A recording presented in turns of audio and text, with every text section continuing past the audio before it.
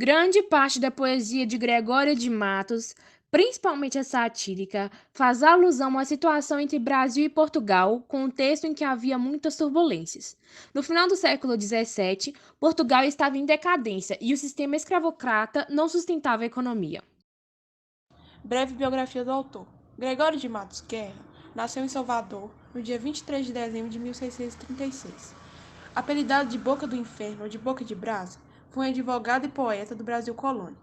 É considerado um dos maiores poetas do Barroco em Portugal e no Brasil, e o mais importante poeta sático da literatura em língua portuguesa no período colonial. As principais características do barroco, também chamado de seiscentismo, são o dualismo, a riqueza de detalhes e o exagero. Na literatura barroca, os textos refletem elementos rebuscados e quase sempre extravagantes, onde são valorizados os detalhes em um jogo de contrastes. De modo geral, o barroco na literatura é marcado por características que evidenciam o jogo de palavras e de ideias. Além disso, é marcante o uso das figuras de linguagem como metáfora, inversões, hipérbole, paradoxo e antítese. Características da poesia do Gregório de Matos. A poesia do Gregório de Matos é religiosa e lírica. Ele abusa de figuras de linguagem, faz uso do estilo cultista e conceitista através de jogos de palavras e raciocínios sutis.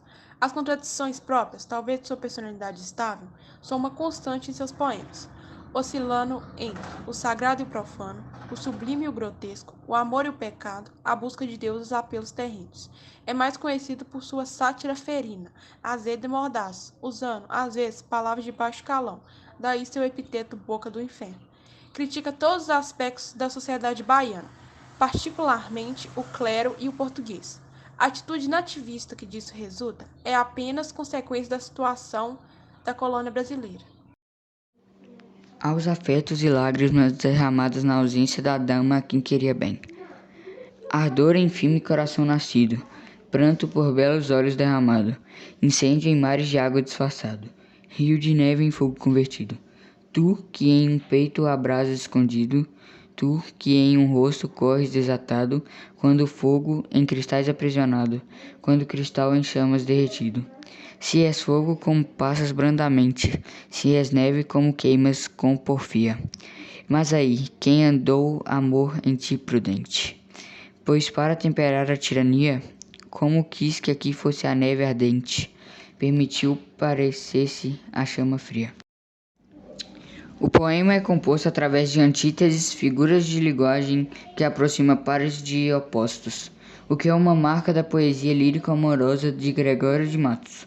A primeira parte do soneto, que é formada pelos dois quartetos, é marcada por um tom de lamentação, onde o eu lírico vive um embate entre paixão, simbolizado através de imagens como fogo e incêndio, e dor, simbolizado por neve e água, remetendo a lágrimas.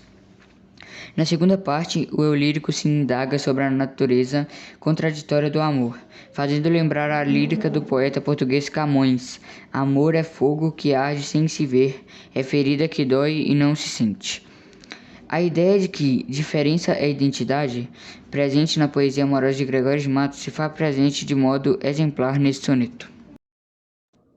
Há uma freira que, satirizando a delgada fisionomia do poeta, lhe chamou de pica-flor. Se pica-flor me chamais, pica-flor aceito ser. Mas resta agora saber se no nome que me dais, meteis a flor que guardais, no passarinho melhor. Se me dais esse favor, sendo só de mim o pica, e o mais vosso claro fica, que fico então pica-flor. O poema reflete bem o tom erótico nas expressões que fazem alusão à sexualidade.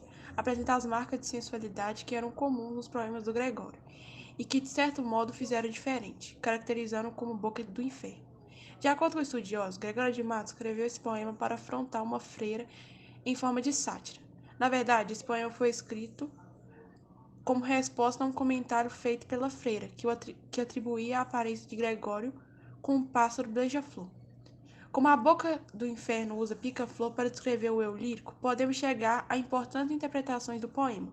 Uma delas é a sátira que ele fez à freira substituindo o beija relacionado ao pássaro por pica, que representa o órgão genital masculino. Ao utilizar a flor, ele remete ao pássaro, mas também à figura feminina, e quando junta a palavra pica com a flor, remete à ideia de conjunção carnal. Pondera que os desdéns seguem sempre como sombras o sol da formosura. Cada dia vos cresce a formosura, babui tanto cresce que me embaça. Se cresce contra mim alta desgraça, se cresce para mim alta ventura. Se cresce por chegar-me a mor loucura, para seres mais dura e mais escassa.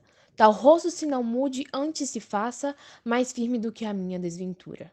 De que pode servir seres mais bela, ver-vos mais soberana e desdenhosa? Dai ao demo a beleza que atropela.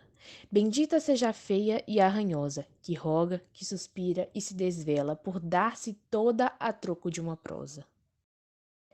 A formosura, tema caro ao poeta Gregório.